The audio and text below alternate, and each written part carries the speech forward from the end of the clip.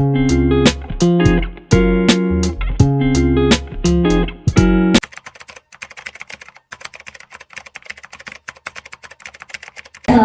warahmatullahi wabarakatuh. Waalaikumsalam warahmatullahi wabarakatuh. Selamat siang. Salam sejahtera untuk kita semua dan Om Swastiastu. Pertama-tama yang saya hormati Bapak Pak Wakasek Kurikulum dan langsung kepada Bapak Ibu Dewan Guru yang sempat hadir mengikuti acara ini yang saya hormati. Salam dan bahagia. Ya, itu. Oke, Bapak Ibu, saya sebagai calon guru penggerak angkatan 9 di Kabupaten Parigi Motong, khususnya di SMA Negeri 1 Torui. Pada kesempatan ini saya akan berbagi, bukan bermaksud menggurui Bapak Ibu semuanya. Saya hanya berbagi ilmu apa yang saya dapatkan di guru penggerak. Jadi nanti kedepannya harapan tujuan pendidikan kita adalah menjadikan anak didik kita sebagai peserta didik yang mandiri dan bertanggung jawab. Nah, kenapa guru penggerak diutus? Itu tagihan tugasnya adalah mengimbaskan, berbagi kepada teman atau rekan sejawatnya agar rekan-rekan sejawatnya ini juga mengimbaskan ilmunya kepada peserta didiknya, seperti itu, kepada murid-murid kita. Nah, jadi materi yang akan saya sampaikan ini adalah materi terakhir kami di modul 1.4 tentang budaya positif. Budaya positif. Oke. Apa makna budaya positif? Jadi, apa contoh penerapan positif yang kita telah terapkan? Sekarang kita berpikir Bapak Ibu, kira-kira budaya positif apa yang sudah kita berikan kepada anak didik kita? Apa yang sudah kita terapkan kepada anak didik kita? Sekarang apa ya? Kita flashback, kita berefleksi kembali. Kira-kira sudah adakah budaya positif di sekolah kita yang kita terapkan kepada anak-anak kita? Sudah, oke. Mungkin ada Bapak Ibu yang bisa memberikan satu contohnya. Budaya positif itu yang seperti apa? Profil Pancasila. Ya, profil pelajar Pancasila. Salah satunya ada beriman dan bertakwa. Dan kebetulan sekolah kita itu sudah melakukan budaya positif dengan beriman dan bertakwa, mengadakan ibadah setiap hari Jumat. Itu yang sudah kita lakukan. Jadi sudah ada penerapan budaya positif di sekolah kita. Namun ada beberapa budaya positif yang akan saya paparkan, karena budaya positif itu bukan hanya sekedar mengajarkan anak-anak beriman, anak-anak bisa buang sampah di tempatnya, tapi ada banyak yang terutama yang harus kita sebelum kita mengimbaskan budaya positif ini ke siswa atau ke murid kita, budaya positif itu harus tertanam dulu dalam diri kita, ya. Nah, budaya positif di sekolah yaitu nilai-nilai dan kebiasaan-kebiasaan di sekolah yang berpihak pada peserta didik agar mereka dapat berkembang menjadi pribadi yang kritis, penuh hormat dan bertanggung jawab. Nah, adapun konsep inti budaya positif yang saya pelajari dalam modul 1.4 itu, yang pertama ada disiplin positif dan nilai-nilai kebajikan. Kemudian ada kebutuhan dasar manusia, ada motivasi perilaku manusia, ada posisi kontrol guru, ada keyakinan kelas, dan segitiga restitusi. Nah, keenam konsep inti budaya positif ini akan kita kupas satu persatu sesuai dengan apa yang saya dapatkan, yang saya pelajari bersama instruktur, bersama fasilitator, bersama PP, dan akan saya bagikan kepada Bapak Ibu semua. Nah, yang pertama disiplin positif dan nilai-nilai kebajikan universal. Namun sebelumnya kita ketahui dulu pembelajaran dengan paradigma baru. Karena ini merupakan hal baru dan kebetulan sekolah kita sudah 2 tahun menggunakan kurikulum merdeka. Itu suatu hal yang membanggakan karena sekolah-sekolah lain baru mulai dari sekarang, baru tahun ini, sementara kita sudah tahun kedua. Nah, pembelajaran dengan paradigma baru itu merupakan pembelajaran yang dirancang berdasarkan prinsip pembelajaran berdiferensiasi sehingga peserta didik belajar sesuai kebutuhannya berdasarkan tahap perkembangan sesuai dengan teori psikologi modern untuk mewujudkan profil pelajar Pancasila. Nah, profil pelajar Pancasila itu Bapak Ibu pasti sudah tahu kan, ada 5 profil pelajar Pancasila dan kebetulan ini juga merupakan visi sekolah kita membentuk anak untuk menjadi karakter yang memiliki karakter profil pelajar Pancasila. Nah, saya sedikit mengulik tentang miskonsepsi tentang teori kontrol. Teori kontrol kita sebagai seorang guru itu selalu berilusi guru yang mengontrol muridnya. Nah, ilusi yang berikutnya bahwa kritikan membuat rasa bersalah mampu menguatkan karakter. Biasa kita jika ada anak-anak yang bermasalah selalu kita membuat anak ini merasa bersalah dengan apa yang mereka lakukan. Itu kita yang mengontrol, tapi sebenarnya itu adalah miskonsepsi yang kurang tepat, Bapak Ibu ya. Kemudian yang selanjutnya ilusi bahwa orang dewasa berhak melakukan paksaan. Contohnya, kita sebagai orang dewasa dan anak-anak yang kita yang memaksa untuk melakukan apa yang mereka inginkan, dan itu bukan merupakan masuk di kurikulum merdeka ya. Kita harus biasanya mengadukan pembelajaran berdiferensiasi. Selanjutnya, ilusi bahwa semua penguatan yang positif, efektif dan dapat bermanfaat. Nah, nanti ini juga akan kita bahas dengan hukuman, konsekuensi dan penghargaan. Oke, ini ada mengubah paradigma stimulus respon ke pendekatan teori kontrol. Kita lanjut ke disiplin positif. Disiplin berasal dari kata disiplin yang artinya belajar. Disiplin mengacu pada disiplin diri yang memiliki tanggung jawab terhadap apa yang dilakukan berdasarkan nilai-nilai yang diyakini. Ya, Disiplin positif merupakan salah satu cara penerapan disiplin yang bertujuan untuk menumbuhkan kesadaran serta memperdayakan peserta didik tanpa imbalan penghargaan, ancaman, ataupun hukuman. Nah, sebagai seorang pendidik, tujuan kita adalah menciptakan peserta didik yang memiliki disiplin diri sehingga mereka berperilaku mengacu pada nilai-nilai kebajikan universal dan memiliki motivasi intrinsik dalam perubahan perilaku yang lebih baik, yaitu pengertian disiplin secara rinci.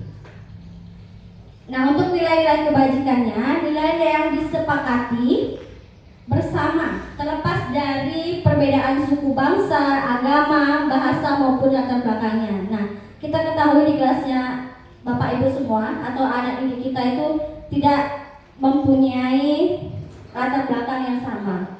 Semuanya berbeda. Kita majemuk di sekolah ini. Nah, adapun contoh nilai kebajikan atau kebajikan institusi itu merupakan profil pelajar Pancasila, di mana dalam profil pelajar Pancasila itu sudah ada beriman dan bertakwa kepada Tuhan Yang Maha Esa, berakhlak mulia, berkebinekaan global, gotong royong, mandiri, kreatif, dan bernalar kritis. Selanjutnya, program pendidikan dasar itu merupakan program pendidikan program pendidikan Indonesia, yaitu toleransi, rasa hormat, integrasi, mandiri, menghargai, antusias, empati, keingintahuan, kreativitas, kerjasama, percaya diri, dan komitmen. dan yang terakhir itu keterampilan hidup. Jadi keterampilan hidup ini kita bisa terapkan kepada anak-anak kita untuk dapat dipercaya, tidak merendahkan orang lain dan memberikan terbaik dari diri. Oke Bapak Ibu, masih semangat? Sudah mengantuk? Oke, kita lanjut ya. Tentang kebutuhan dasar manusia. Bapak Ibu, tahu nggak kebutuhan dasar manusia itu ada berapa? Banyak. 3. Primer, sekunder, dan tersier. Ya, kebutuhan dasar manusia. Next. Ya Bapak Ibu, sebenarnya ada 5 kebutuhan dasar manusia.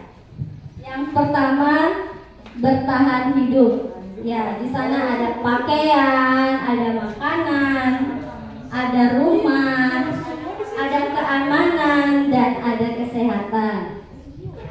Yang selanjutnya, kebutuhan dasar kasih sayang dan rasa diterima. Ya, semua butuh kasih sayang kan? Tidak ada yang tidak butuh disayang. Kalau tidak disayang nanti kesepian. Oke, rasa kasih sayang dan rasa diterima. Selanjutnya, penguasaan, yaitu tentang harga diri, tentang keinginan mau dianggap. Selanjutnya tentang kebebasan. Dan yang terakhir yaitu kesenangan. Nah, itu yang penting ya. Nah, Bapak Ibu, yang perlu kita pahami adalah 5 kebutuhan dasar manusia inilah yang menjadi dasar kenapa anak didik kita itu melakukan hal-hal yang kadang di luar nalar kita. Dia berusaha untuk memenuhi kelima dasar kebutuhan manusia ini. Ya. Yang biasanya yang dibutuhkan anak-anak adalah butuh kebebasan. Ya. Butuh kesenangan dan butuh penguasaan. Kalau bertahan hidup itu adalah kebutuhan dasar semua manusia, ya. Tapi terkadang itu tidak terlalu terlihat kalau bersama anak-anak. Tapi jika kebebasan dan kesenangan ini sering anak-anak lakukan di kelas, apalagi pada saat belajar, karena dia, mohon maaf ya, biasanya kita melakukan pembelajaran yang monoton. Jadi anak-anak merasa kenapa? Karena kebutuhan dasarnya tidak terpenuhi, dia tidak merasa bebas. Kemudian pembelajaran biasanya terlalu monoton, dia tidak merasakan kesenangan. Jadi sudah berbagai hal yang dia lakukan karena dia merasa kebutuhan dasarnya tidak terpenuhi. Itu yang menyebabkan anak-anak kita itu melakukan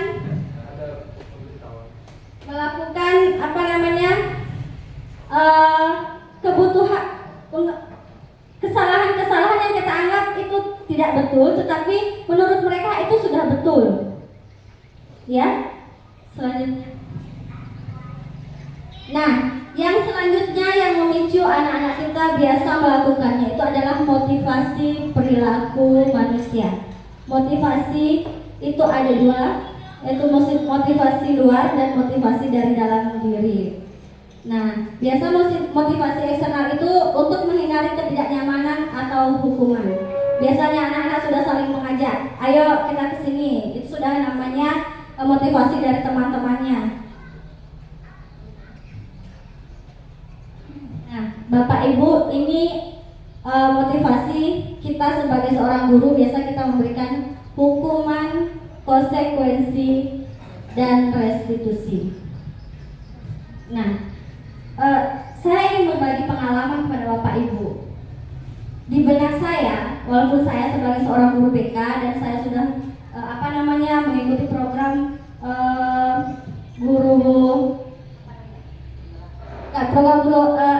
profesi pendidikan guru, saya sudah mengikuti itu. Tapi dalam program guru penggerak ini saya baru dapatkan, ternyata jika kita memberikan penghargaan yang berlebihan kepada anak, justru itu akan membawakan dampak yang tidak baik.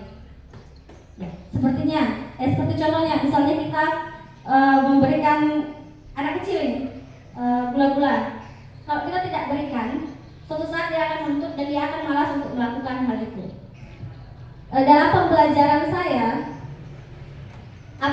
kita lakukan kepada anak-anak, memberikan hukuman, konsekuensi ataupun resolusi atau penghargaan itu secara berlebihan itu tidak baik. Dan kalau bisa kita hindari. Menurut Bapak fasilitator saya di sana memberikan bintang atau penghargaan kecil, contoh kepada anak TK. Ya, contohnya kepada anak TK, kan biasa kita sampai di rumah tuh nanyain ke anak kita, tadi di sekolah dapat bintang berapa? Tadi dapat berapa di sekolah? Pembelajarannya di mana di sekolah? Gitu. Yang kita tanyakan adalah dapat bintang berapa? Nah, dampak buruknya adalah ketika anak itu di sekolah tidak mendapatkan bintang, itu akan menjadi pukulan yang berat untuk dirinya. Jadi yang jadi motivasinya dia belajar itu adalah hanya bintang. Itu adalah motivasi dari luar, dari bintang itu, bukan dari kemauannya sendiri. Dan motivasi yang dari luar itu tidak akan bertahan lama. Tidak akan bertahan lama. Jadi itu juga yang biasa kita lakukan kepada anak-anak yang biasanya mau mengikuti atau mendengarkan kita, terutama anak-anak kita, biasanya kita bilang, nanti ibu kasih nilai plus ya. Jadi kalau misalnya kita terus menerapkan seperti itu, jika kita tidak memberikan nilai plus, maka anak itu tidak akan mau menolong kita, tidak akan mau memberikan apa yang kita butuhkan ke dia. Ya, jadi sebisa mungkin kita hindari hal tersebut walaupun itu bukan hukuman, terlebih kalau hukuman. Ya, jadi saya di situ merasa ternyata pemberian penghargaan juga itu tidak baik. Pemberian penghargaan itu tidak baik. Dan selama ini kan pemikiran kita itu motivasi untuk dia supaya dia maulah ikut dengan peraturan kita, semua mau ikutlah dengan kata-kata kita. Ternyata hal tersebut sudah dibuktikan oleh para ahli bahwa itu sangat menghancurkan masa depan anak. Nah, ini Bapak Ibu, kita akan membahas perbedaan hukuman, konsekuensi, dan restitusi. Yang sering kita lakukan adalah memberikan hukuman, karena biasa hukuman itu tidak terencana. Murid atau siswa tidak tahu apa yang akan terjadi, bersifat satu arah, dan berupaya hukuman fisik ataupun fisikis. Nah, sedangkan konsekuensi itu terencana, disepakati sesuai dengan peraturan. Misalnya, kita bikin kesepakatan atau peraturan di sekolah kita yang tidak seragam, akan dapat konsekuensinya seperti apa. Itu namanya konsekuensi, bukan hukuman. Nah, kemudian murid tetap dibuat tidak nyaman dengan konsekuensi tersebut. Sikap guru selalu memonitor murid. Nah, yang terakhir ini adalah restitusi. Proses menciptakan kondisi murid yang mandiri dalam memperbaiki kesalahannya, dan prosesnya kolaboratif yang mengajarkan murid untuk mencari solusi sendiri. Nah, ini ada 5 posisi kontrol guru. Kira-kira di antara kelima ini Bapak Ibu ada di posisi mana? Ayo. Penghukum, pembuat merasa bersalah, pemantau, teman, dan manajer. Ya, ada yang teman, ada yang memantau, ada yang pembuat merasa bersalah, ada yang penghukum, ada yang manajer. Ya. Nah, sekarang kita lihat contoh penerapan 5 posisi kontrol guru. Penghukum, contohnya yaitu apa itu Bapak Ibu? Ya, membersihkan WC guru dan WC wakase atau WC yang lainnya. Itu merupakan penghukum. Biasanya Bapak Ibu sebagai guru piket yang terlambat sudah ditarik, kita angkat dia, bawa dia ke carikan WC yang paling kotor untuk membersihkan. Jadi Bapak Ibu bisa lihat Kalau Bapak Ibu sudah melakukan hal tersebut, berarti posisi kontrol Bapak Ibu pada saat itu adalah sebagai penghukum. Jadi merasa diri ya Bapak Ibu ya. Biasanya bersih. Kemudian pembuat merasa bersalah. Biasa ada bahasa, berapa kali harus ibu atau bapak guru piket memperingati kamu? Kenapa selalu mengecewakan? Kenapa kamu ini seperti ini? Jadi itu seolah-olah kita membuat anak tersebut merasa bersalah. Ini lebih halus daripada menghukum ya Bapak Ibu ya. Kita membuat anak-anak merasa bersalah, tapi hal ini juga masih kurang tepat. Posisi kontrol yang masih kurang tepat kita terapkan sebagai seorang guru. Nah, yang selanjutnya posisi kontrol teman. Nah, yang ini biasa sebagai bapak ibu guru muda biasanya, halo bro gitu.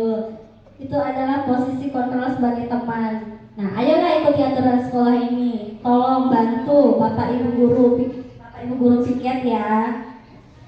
Biasa Pak Miki ya kayak gitu ya. Oh, udah pakai Tapi kayaknya Pak Pikir nomor tambahnya tuh piket tuh. ya, ayolah berubah untuk kalian, tidak apa-apa, tapi lain kali jangan ya. Ayolah sayang. Biasanya begitu. Ya, jadi sebenarnya posisi kontrol ini baik ya Bapak Ibu.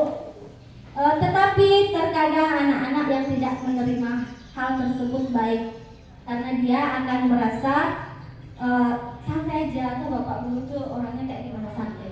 Dia biasa memanggil kita tuh biasanya hey bro apa semua. Nah jadi kita harus bisa menempatkan posisi kontrol diri kita sebagai apa kalau dengan anak-anak. Nah yang selanjutnya sebagai pemantau. Biasa kita keluarkan dasar. Kamu sudah melanggar peraturan sekolah. Kamu tentu tahu apa konsekuensinya. Silakan kamu masuk kelas, setelah itu selesaikan pekerjaanmu. Nah, seperti saya ucapkan tadi, konsekuensi itu berarti sudah jadi peraturan dan dia siap menerima konsekuensinya. Seperti itu. Nah, yang terakhir, ini yang sebenarnya yang paling bagus yang kita lakukan adalah sebagai posisi kontrol sebagai manajer, ya. Posisi kontrol sebagai manajer artinya kita mengarahkan anak-anak untuk menyelesaikan permasalahannya sendiri. Kita hanya menuntun, misalnya anak-anak terlambat, jangan hanya langsung panggil dia bersihkan WC atau dengan bilang kamu ini sudah berapa kali dikasih tahu terus juga terlambat, kamu nggak kasihan sama ibu, bagi guru piket gini. Sebagai pemantau juga seperti itu, sebagai konsekuensinya. Kamu sudah terlambat 15 menit, kalau tidak kamu dipulangkan, kena angkat sampah. Nah, kalau kita sebagai manajer, tapi saya rasa sulit ya. Tapi pasti bisa kalau kita mau. Terkadang kalau kita jadi posisi manajer itu membutuhkan kesabaran yang luar biasa. Kadang ada anak-anak yang memang jujur, tapi ada anak-anak yang abu nawas. Nah, biasa bahasanya kita saja. Saya dapat ilmu dari bapak instruktur saya, namanya Pak Simon. Jadi kalau kita mau mencari kejujuran anak tersebut atau mau mencari anak ini mau terbuka atau tidak dengan kita itu, dengan pertanyaan kita itu yang dikulik, pertanyaan itu yang harus baik. Kalau misalnya anak-anak itu datang terlambat, kenapa kamu terlambat? Jangan seperti itu, kata beliau ya. Tapi biasanya yang terjadi adalah hal seperti itu ya, Bapak Ibu. Ya. Kadang-kadang sering. Yang penting tidak selalu, Pak.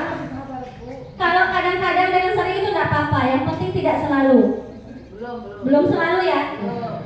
Jadi kata beliau, kalau ada kita menemukan permasalahan seperti itu, kalimat tanyanya kita yang diperbaiki. Kalau anak-anak itu datang sudah terlambat, sudah kita lihat mukanya semrawut dan lain sebagainya, kita tambah lagi dengan muka sangar, dia akan semakin menjadi. Tapi ya kalau saya hadapi ya, kalau kita hadapi siswanya 1-2 orang yang terlambat mungkin bisa. Tapi kalau sudah sampai puluhan orang yang terlambat, Guru piketnya sudah bertanduk-tanduk, bukan cuma 2 keluar tanduknya, sudah banyak, sudah 10. Ya, jadi Bapak Ibu, ini pengimbasan saya kepada Bapak Ibu bahwa posisi kontrol kita sebagai seorang guru itu sebaiknya sebagai manajer. Tanya dulu, kamu tahu nggak kesalahan kamu apa?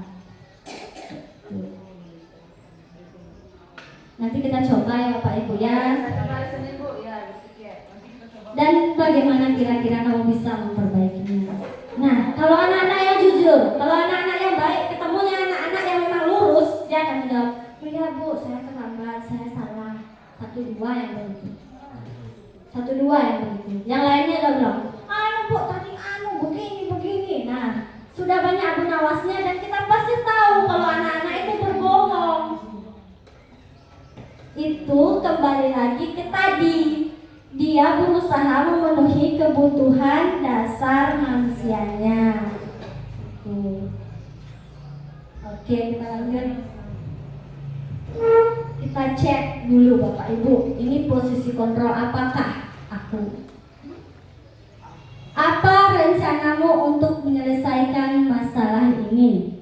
Ayo Bapak Ibu, kita berpikir sejenak daripada kita mengantuk. Ini posisi kontrol apa?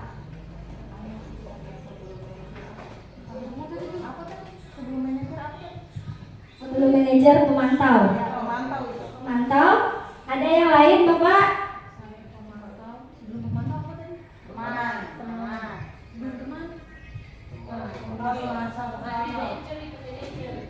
Oke, kita lihat deh yang kembali ke yang tadi Bu. Oke, ada yang pemantau, ada yang teman, ada yang manajer. Next, kita lihat jawabannya Bapak Ibu. Ya, itu sebagai manajer. Aplaus untuk kita semua. Oke. Kita coba lagi. Next. Posisi kontrol apakah aku? Ayolah, lakukan demi Bapak dan Ibu guru. Ada yang pembuat merasa bersalah, ada yang teman. Kita lihat jawabannya Bapak Ibu. Teman. Oke, masih ada kah? Lanjut. Next ini, posisi kontrol apakah aku? Kamu tidak akan pernah mendapatkan nilai jika kamu tidak pernah mengerjakan tugas. Hukuman. Jangan pelan Bapak Ibu. Hukuman pemantau. Penghukum. Pembuat merasa bersalah. Ibu Sarah? Ya, Ibu limpah sekali Ibu. Hukuman. Pak Vicky apa? Pemantau. Pak Hermawan? Ya. Yang kedua. Pembuat merasa bersalah. Ibu Vera apa? Ibu Vera? Teman. Oke. Kita lihat. Pemantau. Oke, tepuk tangan untuk kita semua. Ya,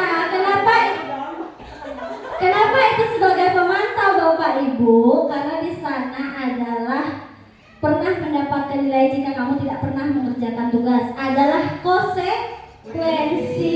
Kalau dia tidak mengerjakan tugas, konsekuensinya dia tidak mendapatkan nilai. Oke.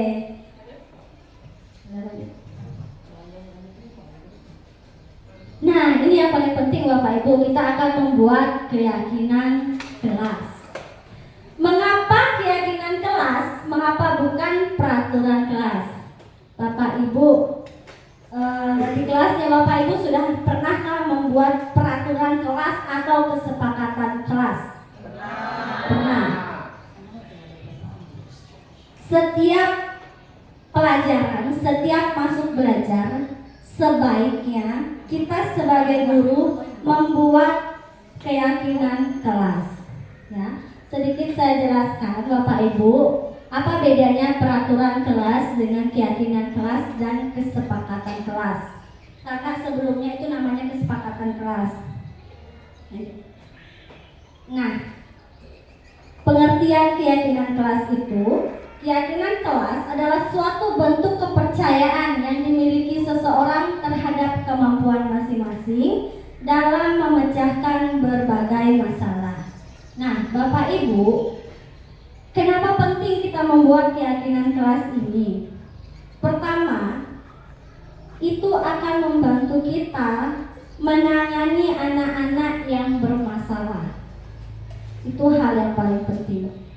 Jadi, di program guru penggerak ini, kenapa kita diwajibkan, disarankan untuk membuat atau mengimbaskan keyakinan kelas ini kepada Bapak Ibu. Jadi sebenarnya ini keyakinan kelas bukan dibuat hanya oleh wali kelas, tetapi juga bisa semua guru mata pelajaran. Tetapi kalau peraturan kelas itu biasa yang menonton membuat adalah Bapak Ibu sebagai gurunya dan anak-anak yang mengikuti peraturan tersebut. Nah, kalau keyakinan kelas ini kita buat bersama anak-anak, disepakati bersama anak-anak dan wajib dilakukan atau dikerjakan oleh guru dan juga muridnya. Ya, jadi bukan Bapak Ibu yang membuat peraturan tersebut atau membuat keyakinan tersebut, tetapi siswa yang ada dalam kelas dan kita sebagai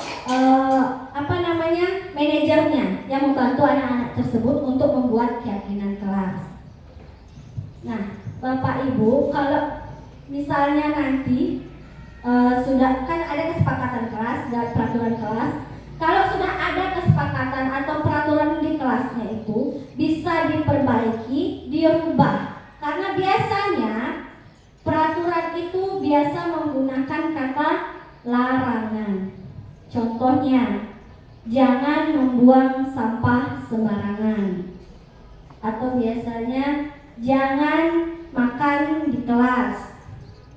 Jangan menghina atau mengejek teman. Itu peraturan. Tapi kalau keyakinan kelas itu menggunakan bahasa atau kata yang positif. Saya akan buat contohnya pembentukan keyakinan kelas. Ya. Keyakinan kelas ini bersifat abstrak, berupa pernyataan universal, dibuat dalam pernyataan positif, sedikit saja agar mudah diingat. Jadi kalimat dalam keyakinan kelas tidak perlu panjang. Ya. Kemudian sesuai dengan kondisi sekolah atau kelas sehingga mudah diterapkan. Semua warga kelas dilibatkan dalam membuat keyakinan kelas. Ya, seperti bahasa saya tadi, bukan cuma Bapak Ibu guru yang membuat keyakinan kelas, tetapi lebih ke anak-anaknya. Ya. Nah, ini contoh keyakinan kelas. Ya. Bisa Bapak Ibu lihat, masih jelas terlihat? Bisa dilihat ya. Contohnya, bekerja sama menjaga kebersihan, karena menyapu bukan hanya tugas anak perempuan saja. Ya, biasanya seperti itu kan. Biasanya ada anak laki-laki yang bilang, laki-laki itu tidak bisa menyapu Bu, yang menyapu itu perempuan. Jadi buat kesepakatan kelas bahwa yang menyapu itu bukan anak perempuan saja. Kemudian merawat barang yang ada di dalam kelas. Selanjutnya, mengerjakan dan mengumpulkan tugas tepat waktu. Jadi nanti Bapak Ibu, kalau misalnya di peraturan kelas sudah ada dilarang terlambat atau jangan terlambat begitu. Jadi itu masuk di tepat waktu, begitu. Jadi bahasa dalam peraturan kelas itu lebih ke bahasa yang negatif. Bentuknya seperti larangan. Kalau keyakinan kelas itu sudah bahasanya yang kita rombak menjadi bahasa yang positif. Jadi terdengar lebih enak, lebih nyaman didengar oleh anak-anak. Kemudian ini saling peduli, menghargai dan membantu semua teman, terutama kepada teman yang istimewa. Mungkin itu maksudnya teman-teman di kelasnya. Mungkin ini untuk kelas yang memiliki anak-anak yang berkebutuhan khusus, teman-teman yang istimewa itu maksudnya. Nah, kemudian berani bertanya dan tidak takut memberikan pendapat yang belum benar. Jadi itu kita ajarkan untuk anak-anak percaya diri. Nah, ini ada contoh juga keyakinan kelas.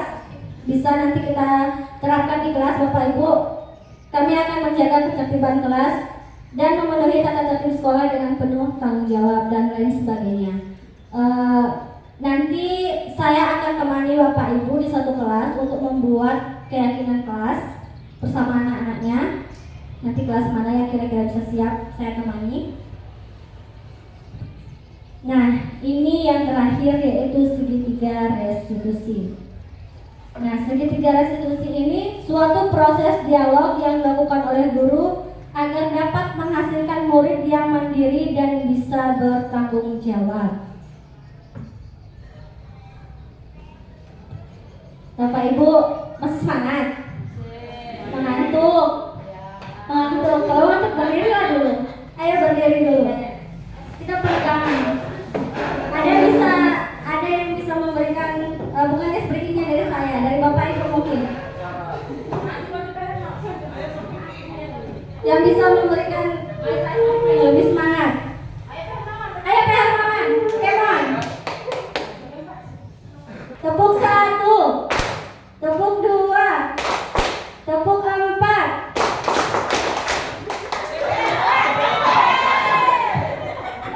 Tepuk 4 Bapak Ibu. Oke, tepuk tangan untuk kita semuanya.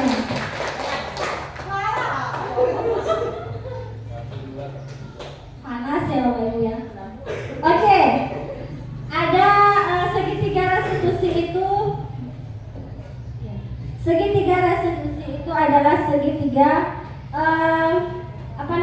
segitiga kita dalam membantu anak-anak dalam menyelesaikan permasalahan. Ada yang namanya yang pertama dalam segitiga restitusi itu menstabilkan identitas, kemudian validasi tindakan yang salah dan menanyakan keyakinan. Nah, kenapa perlu keyakinan kelas ini? Karena pada saat kita membantu anak-anak menyelesaikan permasalahan, kita kembalikan ke anak-anak tersebut keyakinan kelas apa yang sudah mereka langgar, keyakinan kelas apa yang mereka sudah tidak ikuti.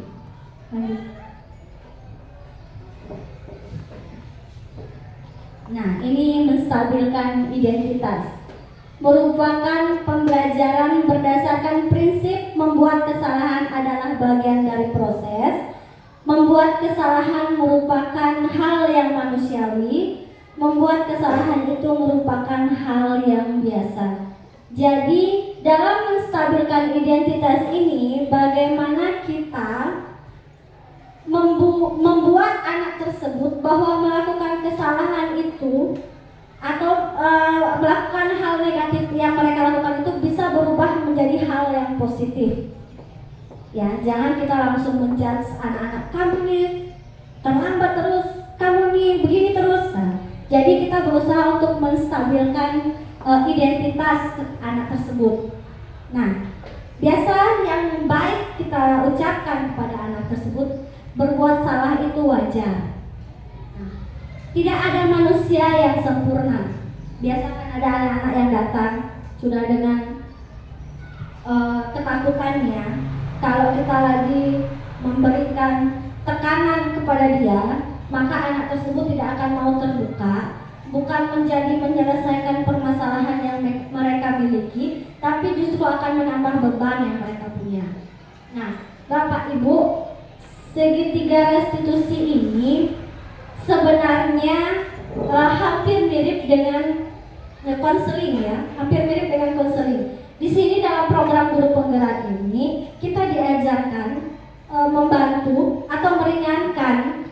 Jadi tidak semua permasalahan harus dilarikan ke guru BK. Ya, kemarin dibahas panjang oleh Bapak Instruktur. Bagaimana menghilangkan image guru BK itu sebagai polisi sekolah. Saya berkata seperti ini bukan karena saya guru BK ya Bapak Ibu ya, tapi karena ini adalah sesuatu yang dibahas lama di dalam pertemuan saya dalam modul 1.4 ini, karena hampir setiap sekolah akan melempar permasalahan kepada guru BK. Ya. Jadi sebenarnya hal yang seperti ini bisa kita selesaikan, atau permasalahan anak-anak itu bisa kita selesaikan dengan melakukan segitiga restitusi ini. Jadi biasa Bapak Ibu berkata, ini anak-anak tidak mau terbuka dengan saya, ini anak-anak tidak mau bicara dengan saya. Sebenarnya pun Bapak Ibu, karena saya kebetulan sebagai guru BK, kalau kita juga menekan anak-anak tersebut dalam konseling ya, lain konseling, lain bimbingan. Jadi kalau dalam bimbingan itu semua anak, tapi dalam konseling kita bisa berdua dengan anak dan hampir mirip dengan segitiga restitusi ini. Cuman kalau dalam konseling itu durasinya lebih panjang. Kalau segitiga restitusi ini tidak terlalu panjang. Jadi Bapak Ibu, hal ini juga membantu guru BK dan berusaha untuk menghilangkan image guru BK sebagai polisi sekolah, karena sebenarnya kita semua bisa Bapak Ibu. Ada permasalahan tertentu saja yang akan lari ke guru BK, tetapi permasalahan yang masih bisa diselesaikan di dalam kelas, maka Bapak Ibu bisa menyelesaikannya dengan segitiga restitusi. Nah, menstabilkan identitas itu Bapak Ibu ada banyak bahasa atau banyak kalimat yang bisa kita ucapkan kepada anak-anak. Salah satunya kita juga mengatakan Bapak juga pernah melakukan kesalahan itu. Mari kita cari siapa yang salah. Tapi Bapak ingin bukan mencari siapa yang salah, tapi mencari solusi dari permasalahan yang kamu hadapi. Misalnya kamu juga berhak merasa begitu, atau masih ada kata-kata lain yang bisa kita ucapkan, tetapi dengan mengulik permasalahan dia itu, dengan menstabilkan identitas ini, mengubah posisi negatif atau kelakuan negatif anak ini menjadi sesuatu yang positif. Begitu. Nah, validasi tindakan yang salah. Berdasarkan prinsip setiap perilaku berupaya memenuhi suatu kebutuhan tertentu. Nah, biasanya Bapak Ibu, kalau anak-anak melakukan kesalahan itu pasti ada sebabnya. Sebabnya anak tidak mengerjakan tugas itu karena apa? Itu namanya kita validasi tindakan yang salah. Kamu tahu nggak apa yang kamu lakukan ini benar atau salah? Dia akan mengevaluasi dirinya sendiri, dia akan tahu apa yang mereka lakukan sendiri. Apalagi yang kita hadapi ini adalah anak-anak SMA. Lain halnya dengan anak-anak TK, dengan anak-anak SD. Lain. Kalau kita anak-anak SMA, dia sudah menuju ke fase akan menjadi orang dewasa. Dia pasti tahu apa yang mereka lakukan itu benar atau salah. Ya. Nah, ada beberapa kalimat yang bisa kita ucapkan kepada anak pada saat kita memberikan validasi tindakan yang salah kepada anak. Kamu pasti punya alasan mengapa melakukan hal ini. Nah, kembali lagi, kenapa kita perlu menanyakan alasannya? Karena kita ingin mengetahui kebutuhan dasar manusia yang mana yang mereka sedang penuhi. Ya, selanjutnya, padahal kamu bisa melakukan yang lebih buruk dari ini. Ini bahasanya seperti apa yang menantang gitu ya, bukan seperti itu. Ada bahasa yang lebih baik lagi sebenarnya. Misalnya kita memberikan apresiasi kepada anak itu. Dia melakukan kesalahan, misalnya dia bertengkar dengan teman itu, kita memberikan apresiasi. Bapak pun kalau ada di posisi kamu juga akan marah jika diperlakukan seperti itu. Tapi Bapak bangga karena kamu tidak sampai memukul, kamu tidak sampai melakukan kesalahan yang lebih fatal, gitu. Kalimat yang kedua ini yang dimaksud. Nah, yang ketiga ini yaitu menanyakan keyakinan. Berdasarkan prinsip teori kontrol bahwa pada dasarnya kita termotivasi secara intrinsik. Setelah kita melakukan menstabilkan identitas, validasi tindakan salah, yang terakhir kita tanyakan kepada anak adalah menanyakan keyakinannya. Kita tanya, kamu masih ingat keyakinan kelas kita apa? Kalau dia sudah mulai menyebutkan walaupun tidak semuanya, kamu tanya kembali juga dengan kelas mana yang sudah kamu langgar. Gitu. Nah, jadi kenapa Bapak Ibu kita penting membuat keyakinan kelas? Sebenarnya adalah untuk menanamkan budaya positif kepada anak itu melalui keyakinan kelas tersebut. Jadi saya harapkan Bapak Ibu nanti ke depannya kita akan semua membuat keyakinan kelas. Boleh kita buat di karton seperti itu. Nanti kita berikan anak-anak buku atau sticky note, kita tempelkan. Nanti anak-anak juga yang menentukan mana yang paling banyak, itu yang akan kita buat sebagai keyakinan kelas. Bisa ya Bapak Ibu? Ya, nanti semua tentang keyakinan kelas agar mempermudah Bapak Ibu dan juga mempermudah kita semua untuk memantau anak-anak kita dan mengibaskan budaya positif kepada anak-anak. Oke Bapak Ibu, sekian pemaparan dari saya. Saya kembalikan kepada moderator. Assalamualaikum warahmatullahi wabarakatuh. Salam sejahtera untuk kita semua dan Om Santi Santi Om. Assalamualaikum warahmatullahi wabarakatuh. Waalaikumsalam warahmatullahi wabarakatuh. Selamat sore dan Om Swastiastu. Jadi di sini berdasarkan penyampaian yang sudah disampaikan Ibu ini, sebelumnya kelas saya sudah melaksanakan atau menerapkan yang namanya keyakinan kelas tadi. Hanya saja di kelas saya itu berisi kesepakatan dan peraturan kelas. Akan tetapi peraturan kelas itu saya ambil berdasarkan tata tertib yang sudah ada dan kemudian saya buatkan ke dalam kesepakatan kelas, tapi dengan bersama murid-murid saya ya, dengan anak wali saya. Apakah mereka cocok dengan peraturan yang sudah saya buat? Mereka cocok dan mereka sepakati menjadi kesepakatan kelas yang lebih spesifik. Karena Ibu Nuri sampaikan tadi lebih rinci, singkat dan bisa diingat. Tapi dari beberapa kesepakatan kelas itu, yang ingin saya tanyakan apakah bisa sama peraturan kelas dengan kesepakatan kelas itu sama? Ya, isinya keyakinan kelas dengan peraturan kelas. Keyakinan dengan peraturan kelas. Kesepakatan kelas dengan peraturan kelas. Ya, kesepakatan sama. Terima kasih Ibu. Silakan. Oke Bapak Ibu, apakah peraturan kelas dan kesepakatan kelas atau keyakinan kelas itu boleh sama? Begini ya Bapak Ibu, tadi kan saya sudah jelaskan bahwa keyakinan kelas itu berasal dari peraturan kelas. Pertama, yang kita buat bersama anak-anak itu adalah peraturan. Tapi nanti yang kita tempel di dinding itu bukan peraturan, tapi keyakinan atau kesepakatan kelas. Tentu menggunakan bahasa dan kata-kata larangan. Tapi kalau keyakinan kesepakatan kelas itu menggunakan bahasa yang lebih positif. Jadi kata dilarang membuang sampah itu hilang, jadinya menjaga kebersihan begitu. Jadi bukan dua papan begitu, bukan dua papan kesepakatan peraturan, bukan.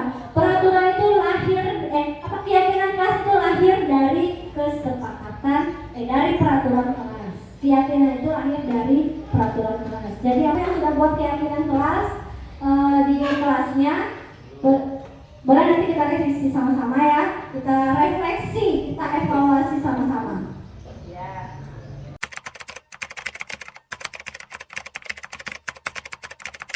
Baik, hari ini kita akan membuat keyakinan kelas. Kelas kita adalah kelas PGOD.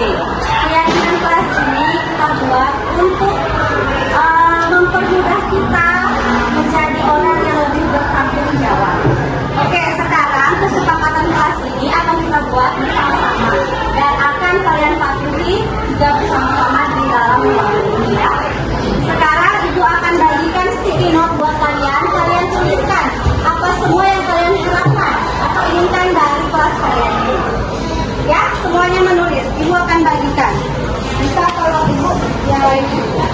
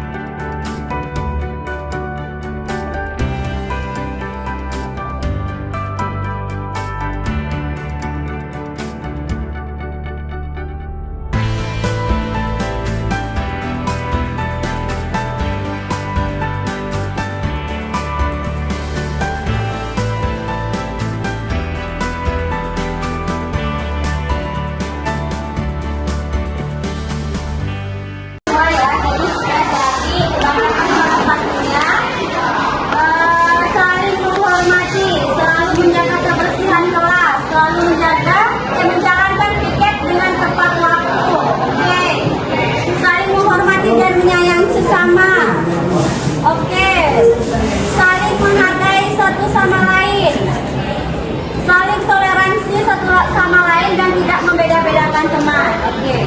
Jadi sekarang kesepakatan kalian, keyakinan kelas kalian sudah terbentuk. Jadi nanti kita buat serapi mungkin agar ini kalian mudah ingat bahwa kalau kalian melanggar, kalianlah yang membuat ini.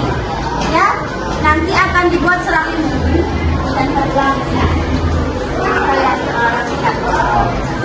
Oke, karena kesepakatan kelas kalian sudah jadi, ucapkan terima kasih. Semoga keyakinan kelas ini bisa kita yakini bersama-sama. Ya, tutup. Wassalamualaikum dan selamat